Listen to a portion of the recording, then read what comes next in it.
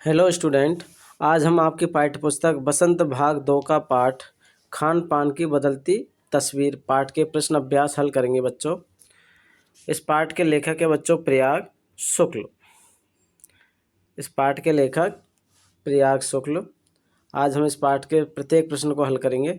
तो बढ़ते बच्चों प्रश्न अभ्यासों पर। यदि आपने अभी तक हमारे चैनल को सब्सक्राइब नहीं किया तो सब्सक्राइब कर लें और वीडियो देखने के बाद लाइक और कमेंट जरूर करें। पहला प्रश्न है,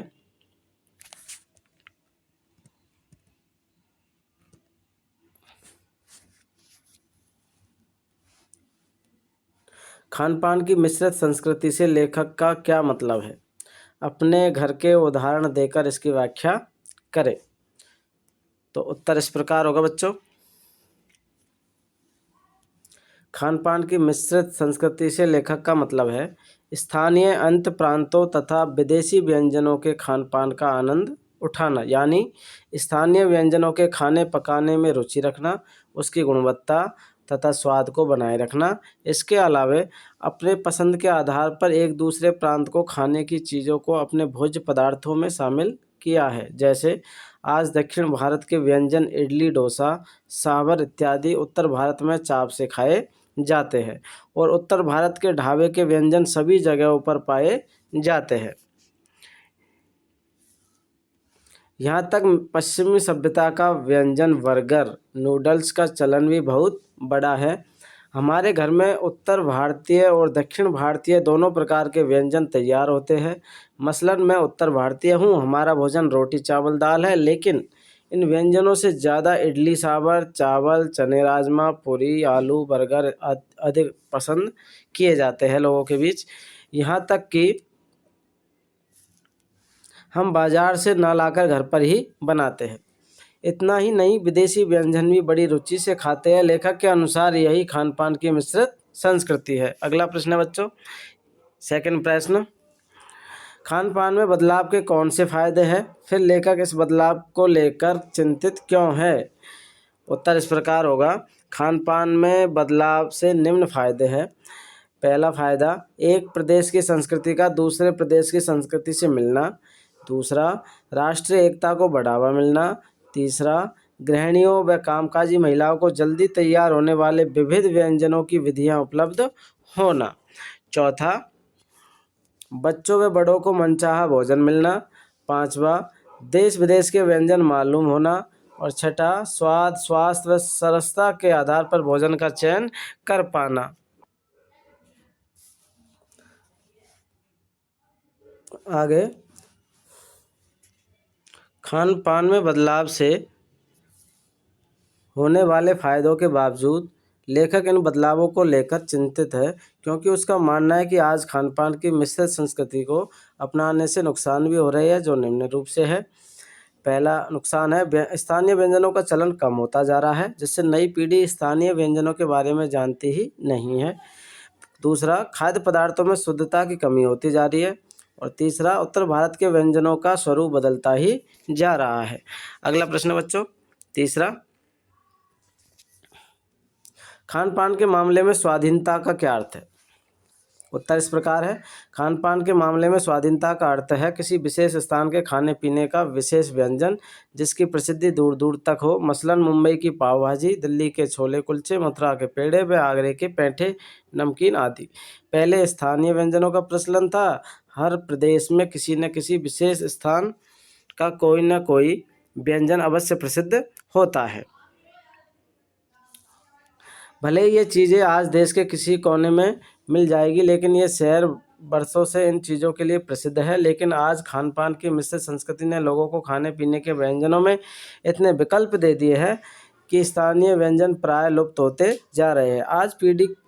आज की पीढ़ी तो कई व्यंजनों से भली भांति अवगत परिचित भी नहीं है। दूसरी तरफ महंगाई बढ़ने के कारण इन व्यंजनों की गुणवत्ता में भी कमी होने से लोगों का रुझान इनकी ओर कम होता जा रहा है। हाँ, 5 सितारा होटल में इन्हें एथनिक कहकर परोसने लगे हैं।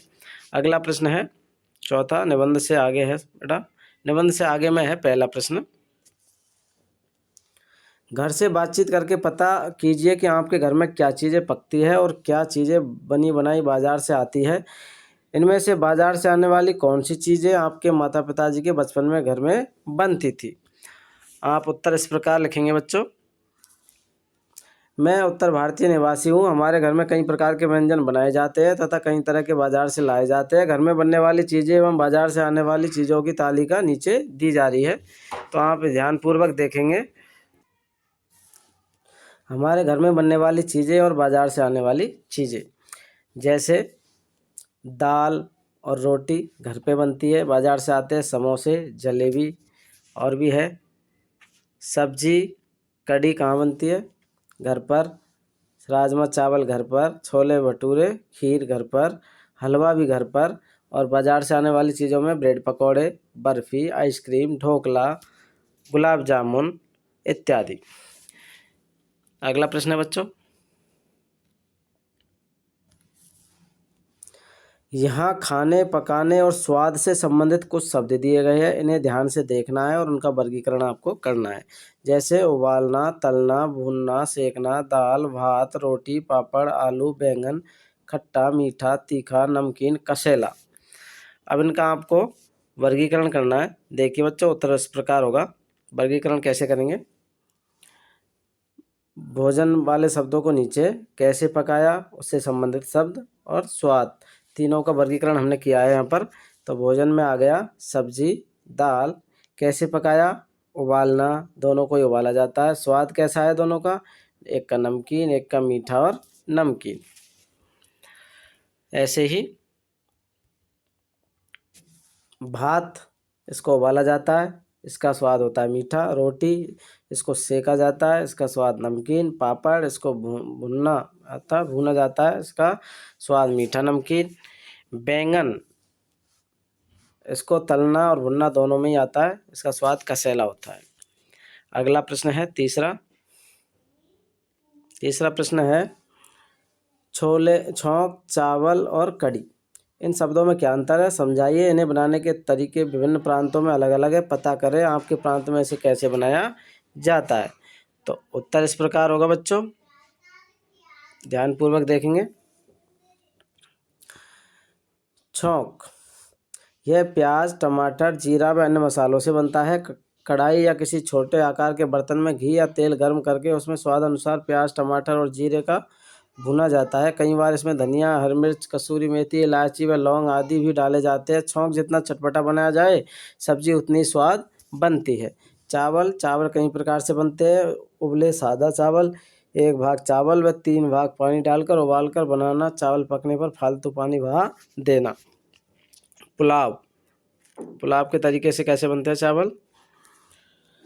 जीरे व प्याज को घी में भूनकर चावलों में छौंक लगाना। खूब सारी सब्जियां डालकर पकाना। इसमें पानी नाप कर डाला जाता है, जैसे 1 गिलास चावल तो 2 गिलास पानी। कई बार सब्जियों को अलग अलग पकाकर चावलों में मिलाया भी जाता है।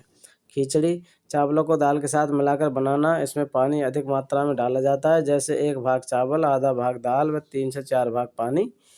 पकने के बाद जीरे व गर्म मसाले का छौंक लगाया जाता है। नोट इस बात का करेंगे कि इन सब में नमक स्वाद अनुसार भी डाला जाता है। इसके अतिरिक्त खाने का रंग, गुड़ या चीनी डालकर मीठे चावल भी बनाए जाते हैं। कढ़ी, बेसन और दही मिलाकर उसमें खूब पानी डालकर उबाला जाता है, फिर उसमें बेसन के पकौड़े बनाकर डाले जाते हैं। पकने पर इसमें स्वाद अनुसार मसाले डालकर छौंक लगाया जाता है। यदि हम ध्यान से इसमें अंतर करें तो पाएंगे कि कढ़ी एक प्रकार की सब्जी, छौंक किसी सब्जी या दाल को स्वाद बनाने वाला व चावल जिन्हें सब्जी, दाल या दही के साथ खाया जाता है। नेक्स्ट प्रश्न है चौथा।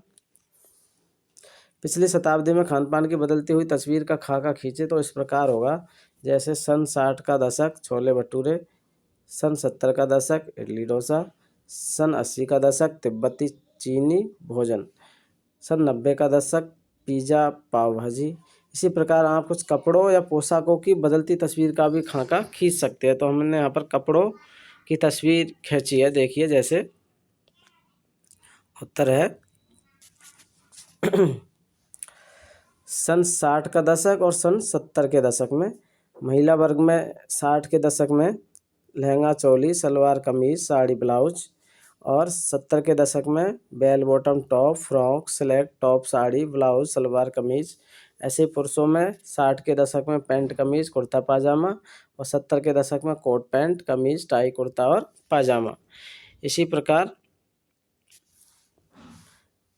80 और 90 के दशक में महिलाओं में 80 के दशक में जीन्स टॉप सलवार पजामी कमीज साड़ी ब्लाउज, और 90 के दशक में skirt jeans top sari blouse salwar पजामी और कमीज। ऐसे ही पुरुषों में 80 के दशक में कोट पैंट कमीज जीन्स टी शर्ट कुर्ता पाजामा पठानी सूट, और 90 के दशक में कोट पैंट कमीज जीन्स टी शर्ट कुर्ता पाजामा पठानी सूट शेरवानी पजामी व दुपट्टा। इस प्रकार हम इनका वर्गीकरण कर सकते हैं। ठीक है बच्चों, आगे बढ़ते हैं। 5वां प्रश्न है,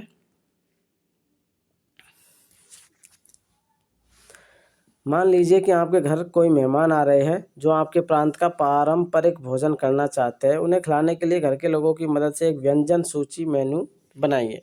सूची अर्थात मेनू बनाइए। तो उत्तर इस प्रकार होगा बच्चों।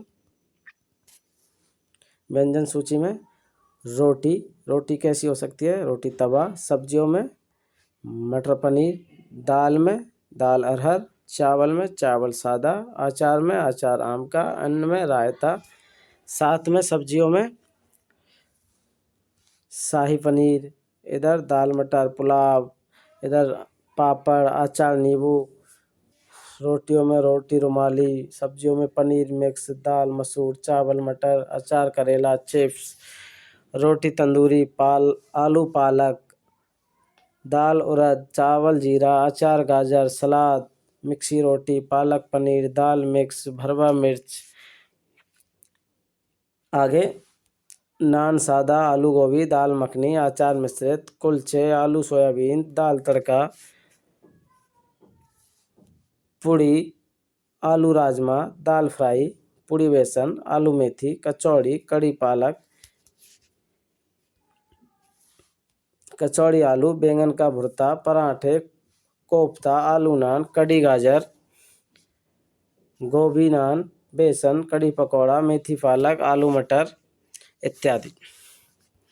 अनुमान और कल्पना से फर्स्ट प्रश्न है बच्चों। अनुमान और कल्पना से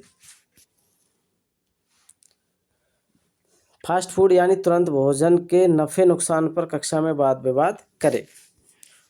तो आप उत्तर के रूप में लिखेंगे, फास्ट फूड भोजन तैयार करने में तो समय की बचत होती है, साथ ही साथ स्वादिष्ट भी होते हैं, लेकिन स्वास्थ्य के लिए क्या होते हैं? हानिकारक होते हैं और कई तरह की बीमारियों को ये जन्म भी देते हैं। इसलिए फास्ट फूड क्या हुआ है? नुकसानदायी होता है बच्चों। सेकंड प्रश्न, हर शहर कस्बे में कुछ ऐसी जगह होती है जो अपने किसी खास व्यंजन के लिए जानी जाती है। आप अपने शहर कस्बे का नक्शा बनाकर उसमें ऐसी सभी जगहों को दर्शाएं। उत्तर इस प्रकार होगा। कुछ उदाहरणों नीचे दिए गए हैं। राज्य में जैसे दिल्ली, जगह चांदनी चौक पहाड़गंज, व्यंजन है चांदनी चौक में पराठे फलूदा कुल्फ़ी और पहाड़गंज में छोले भटूरे। ऐसे हरियाणा का मुरथल जगह, वहाँ के आलू के पराठे फेमस है। महाराष्ट्र में मुंबई गेटवे ऑफ इंडिया और पूना गेटवे ऑफ इंडिया पे वेज पाव भाजी और पूना में वड़ा पाव। इसी प्रकार आंध्र प्रदेश में जगह हैदराबाद, वहाँ की बिरयानी और सेवइयों का मीठा।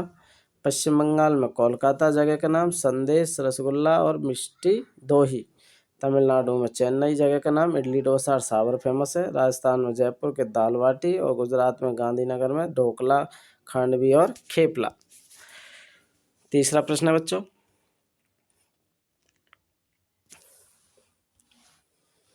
खान पान के मामले में शुद्धता का मसला काफ़ी पुराना है। आपने अपने घर में इस तरह की मिलावट को देखा है? किसी फिल्म या अखबारी खबर के हवाले से खान पान में होने वाली मिलावट के नुकसानों की चर्चा कीजिए। तो उत्तर इस प्रकार होगा। खान पान के मामले में गुणवत्ता यानी शुद्धता होना आवश्यक है, क्योंकि अशुद्धता अनेक बीमारियों को जन्म देती है। आजकल खाने पीने वाले पदार्थों में मिलावट बढ़ती जा रही है। उदाहरण के तौर पर हल्दी काली मिर्च ऐसे पदार्थ है जिसमें मिलावट आमतौर पर देखी जा सकती है। हल्दी में मिट्टी व काली मिर्च में पपीते के बीजे का मिश्रण होता है।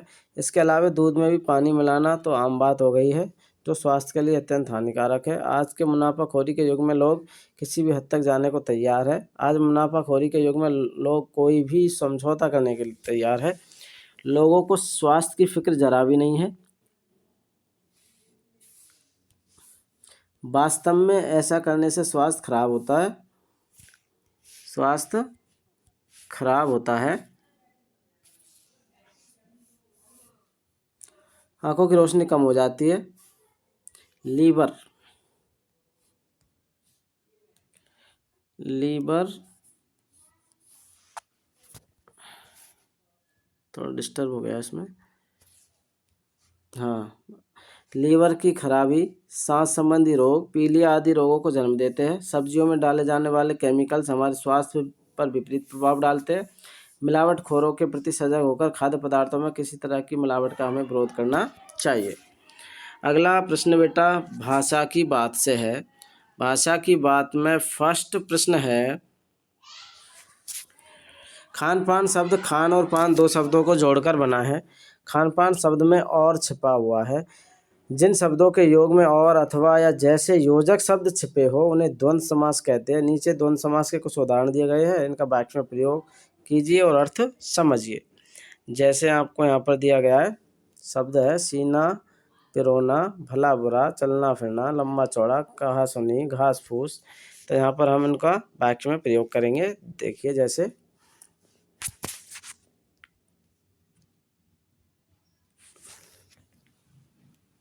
सीना पिरोना, नेहा सीने पिरोने की कला में काफ़ी अनुभवी है।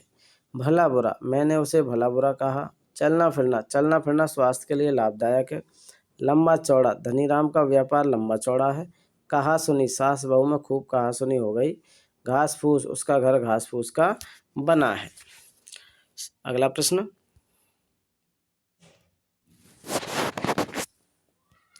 कई बार एक शब्द सुनने या पढ़ने पर कोई और शब्द याद आ जाता है। आइए शब्दों की ऐसी कड़ी बनाएं। नीचे शुरुआत की गई है, उसे आप आगे बढ़ाइए। कक्षा में मौखिक सामूहिक गतिविधि के रूप में भी इसे दिया जा सकता है, जैसे इडली, दक्षिण, केरल, ओणम, त्योहार, छुट्टी, आराम। तो यहाँ पर इसको हमें इसकी कड़ी बनानी है। जैसे उत्तर इस प्रकार होगा बच्चों, आराम कुर्सी, तैरना नहाना, नटखट बालक, चंचल बालिका, इस प्रकार। तो बच्चों आज का वीडियो आपको समझ में आ गया होगा, सारे प्रश्नों का आंसर आपको मिल गए। अब उम्मीद करता हूँ आपको सब कुछ समझ में आ गया होगा। अब आप हमारे इस वीडियो को लाइक कीजिए, दोस्तों के साथ शेयर कीजिए, मेरे चैनल को सब्सक्राइब कीजिए। Thank you for watching.